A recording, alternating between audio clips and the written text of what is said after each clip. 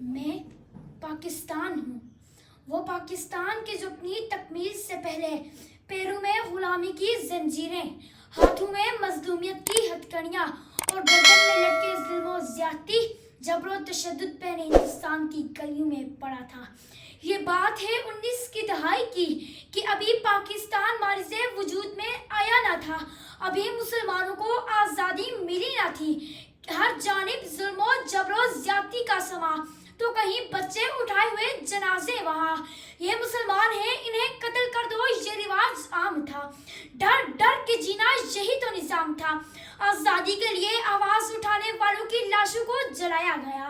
کئی ماؤں کی گودیں اجاڑی گئی، کئی بچوں کو یتیم کیا گیا، ارے ظاہر بوڑھوں نے کمزور کاندھوں پر اپنے بیٹوں کے لاشیں اٹھائی۔ صدر علی وقار کیا ایسے میں تاریخ تکتی تھی، رہے ایک ایسے شخص کی جو انصاف دلائے گا، ان ظالم جابر اور جھوٹے لوگوں سے نجات دلائے گا، کہ ایسے میں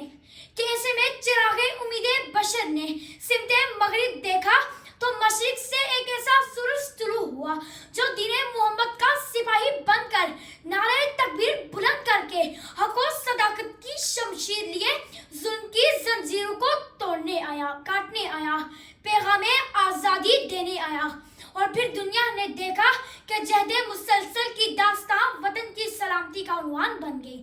اور دنیا میں ایک نئی اسلامی سلطنت پاکستان بن گئی۔ 27 رمضان المبارک کی رات امت محمدی کو قرآن کا تحفہ دینے والے پروردگار نے 27 رمضان المبارک کے دن امت مسلمہ کو پاکستان کا تحفہ عطا کیا۔ کیا اقبال کے خواب کو پورا کیے مسلمان کھڑے ہیں قربانیاں دیے ہوئے، ایک آیت تو نے کر دکھایا کام مجھ سے،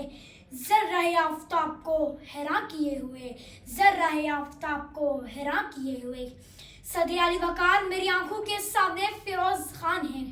جو کارگل کی جنگ میں دشمن کو مات دیتے ہیں اور تمغہ جرأت حاصل کر کے آفتاب کو حیران کر دیتے ہیں، کہ پھر میری آنکھوں کے سامنے بہادر نوجوان ٹیپو سلطان ہے جو دشمن کو مات دیتے ہیں، انگریزوں کو دھول چٹاتے ہیں اور شہر میسور ہونے کا لقب پا کر آفتاب کو حیران کر دیتے ہیں۔ پھر میری آنکھوں کے سامنے کمزن فاطمہ بنت عبداللہ ہے جو زخمیوں کو پانی پلانے کے لیے آگے بڑھی تو شہادت کا رتبہ پا کر آفتاب کو حیران کر دیا۔ پھر میری آنکھوں کے سامنے شہید مقبول حسین ہے کہ جن کی زبان کاٹ دی جاتی ہے، ان کے ناخن چیر دیے جاتے ہیں اور انہیں پاکستان مرد آباد کہنے پر مجبور کیا جاتا ہے، تو وہ اپنی کٹی زبان کے بہتے لہو سے دیواریں زندان پر لکھتے ہیں پاکستان زندہ باد اور آفتاب کو حیران کر دیتے ہیں۔ صدر علی وقار ہم نے اپنی تہذیب کو تھامے رکھا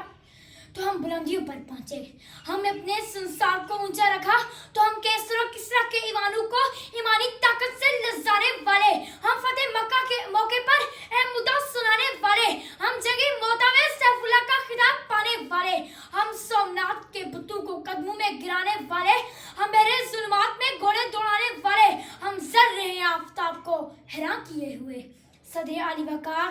پھر میری آنکھوں کے سامنے JDC کے ظفر عباس ہیں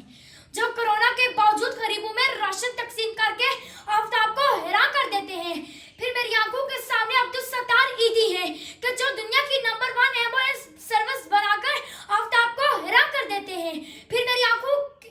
آنکھوں کے سامنے محمد علی ستپالہ ہیں جو 8000 میٹر سے زائد کی بلندی سے جا کر سبز ہلالی پرچم لہرا کر آفتاب کو حیران کر دیتے ہیں۔ صدر علی وقار جب ذرہ آفتاب کو حیران کرنے نکلے تو بدر کے میدان میں 313، کربلا کے میدان میں 72 پاک فضائیہ کے راشد منہاس ہوں یا پاک فوج کے میجر اسحاق، پارا چنار کے اعتزاز حسن ہو یا آرمی پبلک اسکول کی طاہرہ قاضی، ارے یہ ذرے ہیں جو اس وطن کے لیے اپنی جانیں تو قربان کر دیتے ہیں، مر تو جاتے ہیں مگر دنیا کو یہ پیغام دے دیتے ہیں کہ ہر حال میں ہر دور میں تابندہ رہوں گا، میں زندہ و جاوید ہوں، پائندہ رہوں گا، تاریخ میرے نام کی تعظیم کرے گی، میں تاریخ کے اوراق میں آئندہ رہوں گا، کہ ذرہ آفتاب کو حیران کیے ہوئے۔ شکریہ۔